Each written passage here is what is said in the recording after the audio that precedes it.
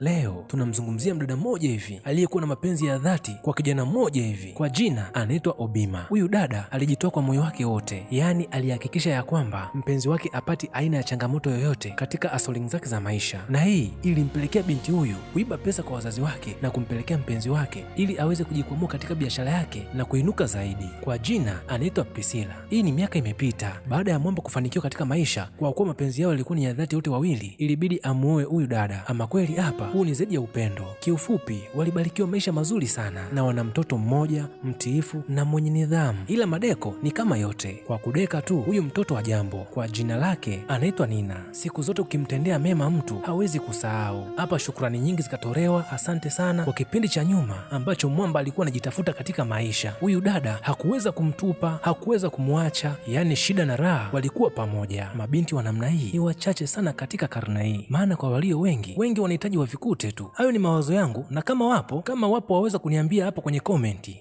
Mbali na msaada, unajua ni kipi kilimtokea huyu dada kwenye ndoa yake?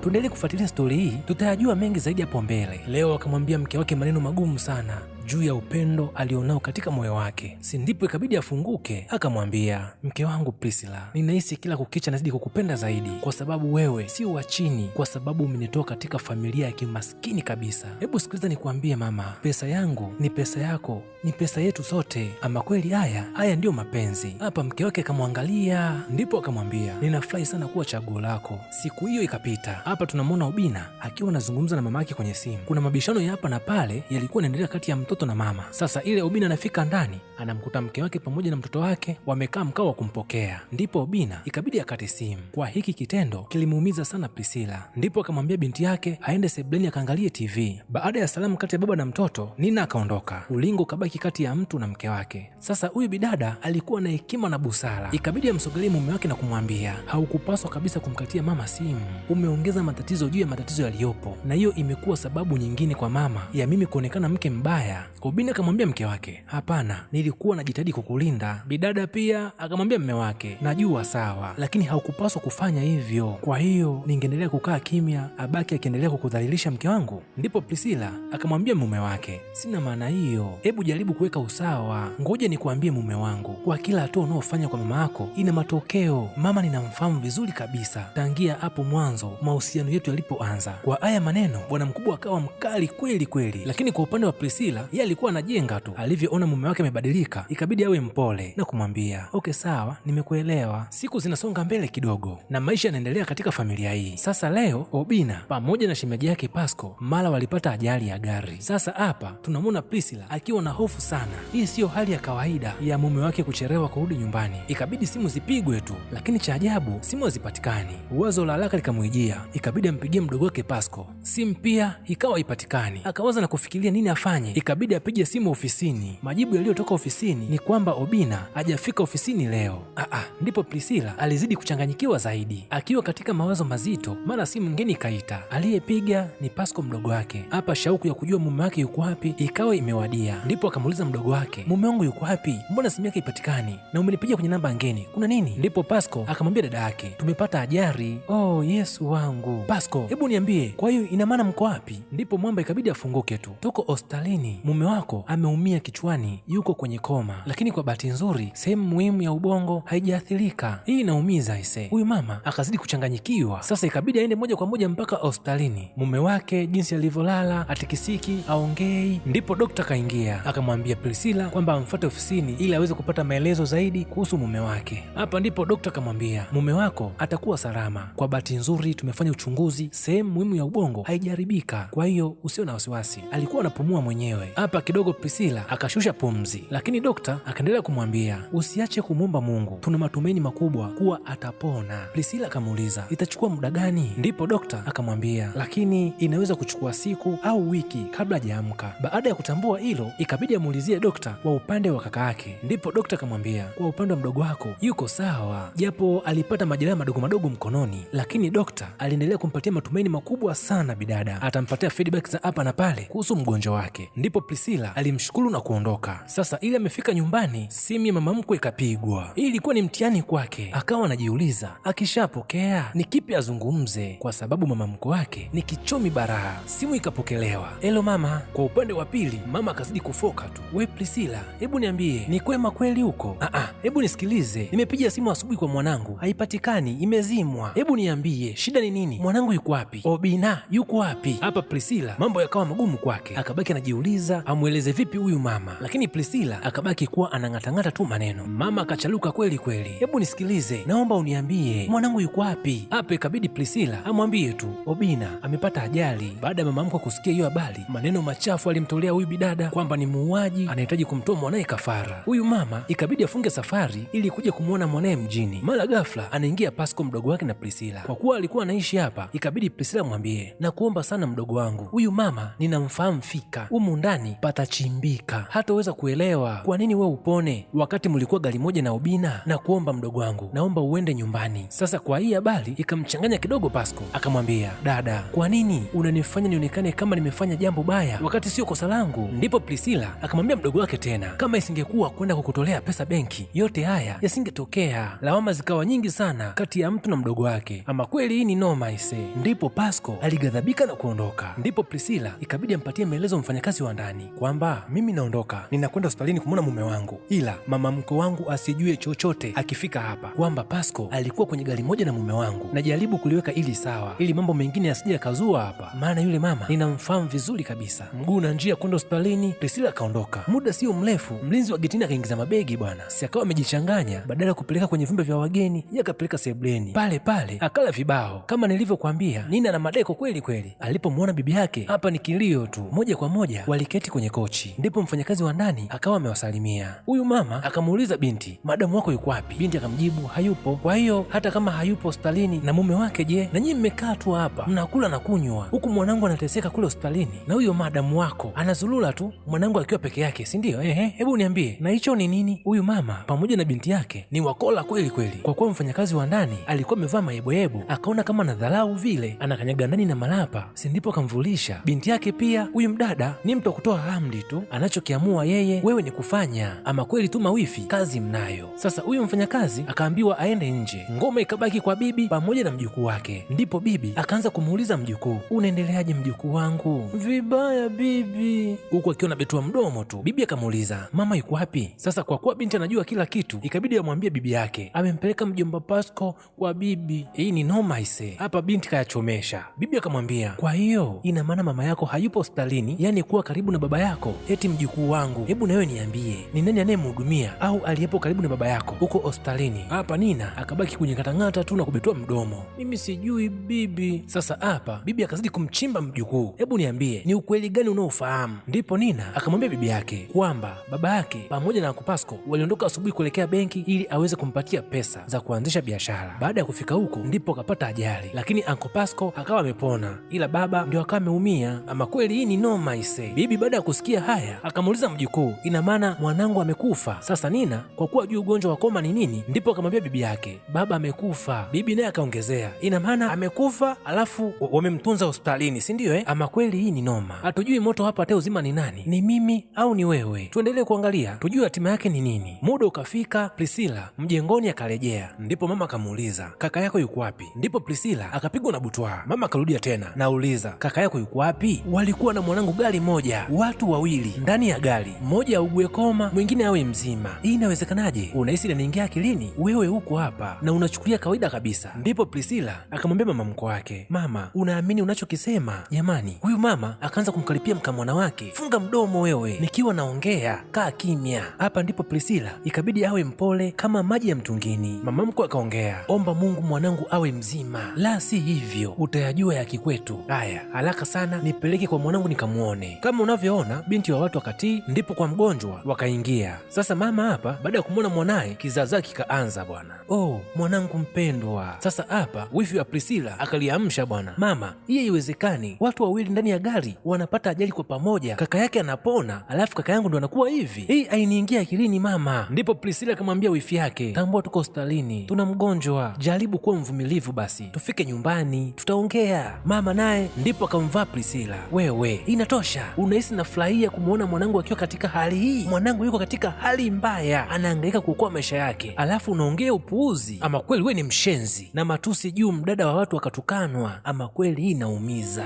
Wifi mtu pia akamwambia, unaona kaka yako pia anapaswa kukamatwa na polisi. Sasa jambo lilivyokuwa kubwa, ikabidi manesi waingilie kati tu kutuliza huu msala. Movie yetu inatupeleka moja kwa moja mpaka nyumbani. Hapa tunamwona Priscilla ni kutokwa na machozi tu. Hii ni siku nyingine tena tunamwona Priscilla akiwa anampeleka mwanae shuleni. Mara ghafla alikuja wifi na kuanza kumzongazonga pale kwamba anahitaji ufunguo wa gari. Ndipo Priscilla akamwambia, ninampeleka mwanangu shuleni na gari ndo naitumia. Lakini wifi ni kama kichwa maji hivi, haelewi wala hambiliki. Wewe nipe ufunguo wa gari, nataka kwenda misele yangu. Alafu kumbuka hii gari ya kaka yangu. Ama kweli mawifi wengine hii jamu. Baada ya Priscilla kuona mambo yamekuwa ni mengi, ikabidi amsukume wifi yake ili aweze kupata njia na kuondoka. Sasa kesi ikaja kwa bibi mkubwa hapa. Mama amenipiga, kumbe huyu binti ni mshenzi, amenisukumia kwenye gari. Sasa mama akawa anashangaa, aamini kabisa kile anachoambiwa. Ndipo bibi mkubwa akamwambia, ina maana amejaribu kumuua mwanangu, ameshindwa, anakuja kutaka kuua na wewe. Ngoja arudi, atanitambua mimi ni nani. Kila mara ifikapo jioni, kila ndege hurudi kwenye kiota chake. Sasa hapa tunamwona Priscilla amerejea nyumbani, ila amefika mama mkwe akamdaka, we mjinga wewe, ulikuwa unajaribu kumuua mwanangu? Yaani wewe pamoja na kaka yako ni wauaji, mmejaribu kumuua mwanangu. Ndipo Priscilla akamwambia, mama, unachukulia kawaida kabisa kuniambia maneno kama hayo mimi? Wewe kwani ni jipya kwako? Yaani wewe binti, nakuchukia. Tangu umeweka miguu yako kwenye familia yangu imekuwa ni maumivu tupu. Ama kweli hii inaumiza ise. Yaani binti, ukutane na mama mkwe ambaye mpendani,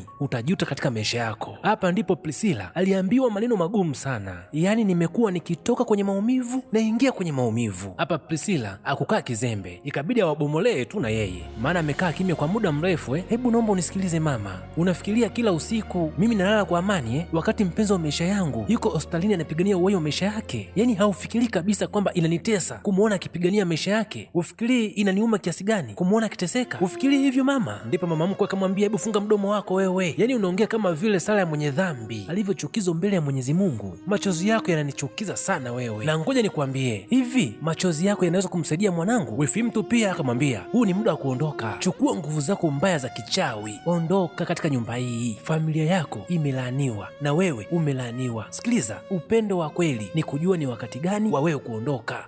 Ondoka, tupishe. Kwa machungu ya moyo aliyokuwa nayo Priscilla, ikabidi amwambie wifi yake, nimeelewa haunipendi, lakini kweli unataka niondoke kiasi hicho? Samahani wifi yangu kama nimeumiza hisia zako, nampenda mume wangu. Ndiyo, ni kweli kabisa, unampenda mume wako. Ona sasa upendo wako umemfikisha wapi? Ndipo Priscilla akamwambia wifi yake, ni kweli upendo wangu hujamfikisha popote pale, lakini siwezi kuondoka mbali na familia yangu, siwezi kumwacha mwanangu, siwezi kumwacha mume wangu, na sitaiacha nyumba yangu kwa ajili ya mtu yeyote duniani. Ndipo mama mkwe akaingilia kati, wewe lazima uondoke. Wifi mtu pia akasapoti, ni kweli aondoke. Ama kweli inaumiza sana. Priscilla aliwaangalia kisha akawaambia, unajua siku zote nilikuwa nasikia msemo usemao kwamba mwenye mateso hupenda kuwa na wenzake, lakini sikuelewa mpaka muda huu. Ni kama vile mnahitaji niondoke ili muwe na mtu wa kusema, tazama yeye ni kama mimi, ni kama vile alivyoondoka kwenye nyumba ya mume wangu wa pili. Sasa hili bango ni moja kwa moja mpaka kwa wifi yake, maana kutulia kwenye ndoa huyu dada kashaachika zaidi ya mara 2. mimi mwenyewe shuhuda. Wifi mtu akafula kweli kweli, akamvagaa wifi yake, wewe unathubutu vipi kuniambia maneno hayo? Tena na kuomba ukome, usijaribu kabisa kuongelea ndoa yangu. Priscilla pia akamwambia, na wewe usijaribu kuzungumzia kuhusu ndoa yangu. Alafu inashangaza sana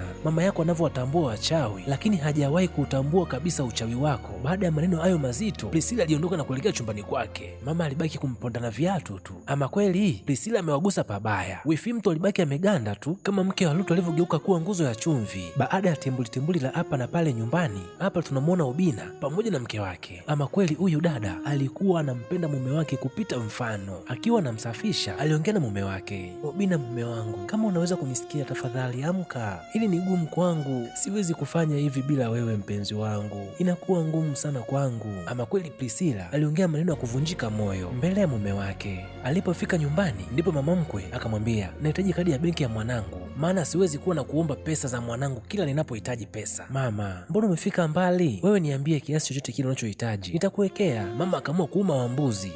Wewe hebu nipe kadi bwana, hela za mwanangu ni zangu pia. Hii kweli Jau. Ndipo Priscilla akamwambia, mama, sitoweza kufanya hivyo. Hapa ndipo mama mkwe ikabidi tu mvagae mkamwana ili aweze kumnyang'anya kadi ya benki. Baada ya timbuli hilo, hapa tunamwona Priscilla akamfuata wifi yake, kisha akamwambia, nimekuja kuzungumza na wewe kama rafiki. Ndipo Priscilla akamwambia, ninachojua, nafikiria kabisa unahitaji kurudi kwa mume wako. Sasa wifi mtu hapa ni kama ameguswa moyoni. Wewe umejuaje? Priscilla akamwambia, mimi ni mama, nimepitia hiyo hali pia. Wifi mtu hapa akafunguka, nafikiria mimi ndio tatizo. Hivi unajua kabisa kwamba huyu ni mume wangu wa pili? Naanza kuhisi mimi ndio sababu ya mambo yangu kwenda vibaya. Wanasema kwamba mwanamke mpumbavu ubomoa nyumba yake kwa mikono yake mwenyewe. Wifi, sasa hapa ninaamini nimeibomoa tena kwa nyundo kubwa. Ndipo Priscilla akamwambia, inabidi urekebishe. Wifi akamwambia, sio rahisi. Ikabidi Priscilla azidi kumwongezea madini, maana hii ameshaona ni kichwa maji kweli kweli. Akamwambia, naomba uniambie wifi yangu, unahitaji kumpenda mume wako na kumheshimu, sio kwa pesa. Wanaume wana hengo zao. Kama wewe ni mdada halafu hautambui kabisa hengo ya mwenzako, basi wewe umekwisha. Tumsikilize Priscilla. Jambo la kwanza kabisa, inakupasa usuluhishe migogoro yenu, yaani wewe pamoja na mume wako. Ikabidi Priscilla aingie darasani tu, kama ni elimu tu aliitoa. Mdada elimu ikamwingia na akaelewa. Wifi mtu ikabidi aondoke moja kwa moja kwenda kwa mama. Akamwambia, mama, samahani, mimi naona Priscilla sio mtu mbaya, ni mtu mzuri kabisa, na wala sifikirii kama alijaribu kumuua Obina. Hapa ndipo mama akamwangalia, akahisi kama amechanganyikiwa mwanaye. Akamwambia, naomba utoke chumbani kwangu. Ndipo binti akazidi kumwambia mama yake, hapana mama, nimejitafakari sana, nimegundua kuwa tunamshutumu tu bila ushahidi. Hapa ikabidi mama amfukuze na kumwondoa chumbani kwake. Baada ya muda kupita, tunamwona Obina akiwa amepona, lakini tatizo lililopo, hamkumbuki mke wake wala mtoto wake, ila mama, wafanyakazi wake anawakumbuka wote. Hii ni noma ise, asikwambie mtu. Sasa huyu mama alikuwa mpatie nafasi Priscilla ya kuwa karibu na mume wake, yaani hii ilimuumiza sana Priscilla. Alibaki kuangalia kwa macho tu, yaani kwenye nyumba yao, yaani wakageuka kuwa kama wageni. Yaani hii ilizidi kumuumiza sana Priscilla, alibaki kulia tu. Wifi yake aliumia sana, kisha walikumbatiana pamoja na mtoto wao. Baada ya mapumziko, hapa bwana mkubwa ikabidi amwambie mke wake, wewe, ninahitaji kitu kimoja tu kutoka kwako, nahitaji kadi yangu ya benki na umpatie mama yangu. Hapa ndipo Priscilla akapigwa na ubaridi, kisha akamwangalia mama mkwe, akamwangalia mume wake, kisha akamuuliza kwa nini. Pointi iliyokuwepo, bwana mkubwa akamwambia Priscilla, kwa sababu ni mama yangu na ninamwamini. Kwa kuwa maneno yalikuwa ni mengi sana, hapa ikabidi Priscilla atoe tu kadi. Mama akaipokea, kisha akamuuliza, niambie na pini. Huyu bidada hakuwa na mambo mengi, 8522, kisha akaamka na kuondoka zake kwenda chumbani, lakini moyoni nauma ise. Sasa siku moja huyu mama akawa anaongea na simu kijijini kwamba kuna mtu anahitaji amtumie pesa. Baada ya Priscilla kusikia, ikabidi amwambie, mama, hauwezi kutumia pesa hivyo. Ikabidi mama aamke na kuanza kumvagaa tena mkamwana. Sasa ili anampiga kibao, akamkuta Priscilla hajakaa kizembe, akawa amemshika mkono. Kumbe ili valangati bwana mkubwa akawa amelisikia. Ili anaingia, mama mtu baada ya kumwona mwanaye akaanza kulia kwamba amevunjwa mkono. Pale pale ndipo Priscilla alipigwa kibao kwa mara ya kwanza. Leo Priscilla anashangaa, tangu ameingia kwenye ndoa na huyu mwamba hajawahi kumpiga kabisa, lakini leo mbele ya mama yake Priscilla anapigwa. Ndipo Obina akamwita mlinzi na kutoa amri kwamba amtoe nje Priscilla. Kwa kuwa ilikuwa ni mida ya mtoto kutoka shule, ugomvi akaukuta. Ndipo mama mkwe ikabaki kumtenganisha mama na mtoto, yeye aondoke, mtoto amwache. Hali ikawa hoi tabani. Kumbe Nina alikuwa na ugonjwa wa pumu bwana. Hali ikawa hoi tabani. Hapa mfanyakazi akapiga kelele, Nina anakufa. Sasa hapa ndipo Obina akasikia zile kelele, akachukua dawa ili kwenda kutoa huduma ya kwanza. Sasa hapa kumbukumbu zikamwijia kwamba na mtoto anaitwa Nina, lakini wakati wa mfanyakazi akiendelea kupiga kelele tu, Nina is dead. Ile Obina anapiga hatua, akawa ameanguka kwenye ngazi. Pale pale akapoteza fahamu. Hii ni safari ya moja kwa moja mpaka hospitali. Hapa tunamwona Obina akiwa amepata fahamu. Waenga wanasema dawa ya moto ni moto. Kumbe Obina alivyodondoka ikawa kama ndio tiba yake bwana. Akabaki kumuulizia mke wake, mama, mke wangu yuko wapi? Ndipo mama akapigwa na butwa. Hii imekuwaje tena? Ina maana ubongo umekaa sawa au? Kwa kuwa Priscilla alipigiwa simu na kuambiwa taarifa, ilibidi aje moja kwa moja kuja kumwona mume wake pamoja na mwanaye. Ndipo Priscilla alishangaa sana kumwona mume wake akiwa anazungumza. Ndipo Obina akamwambia Priscilla, samahani mke wangu. Ndipo mama ikabidi aondoke kwa aibu na kumgonga Priscilla bega kama mke mwenzake vile. Nyumbani wakarejea, walikana kuzungumza na kuelewana, kisha wakasameana. Makumbato kama yote, si unajua tena ni muda Ndipo furaha ya mwanzo ikarudi tena. Leo tunamwona mama mkwe akiwa anaomba misamaha mingi sana kwa Priscilla pamoja na Obinna. Mwanangu, naomba unisamehe, naomba utunze nyumba yako, yaani wewe ni msichana mwenye nguvu sana. Ndipo Priscilla akamwambia, nilikusamehe tangu muda tu mama, upendo na amani vikarejea kama mwanzo.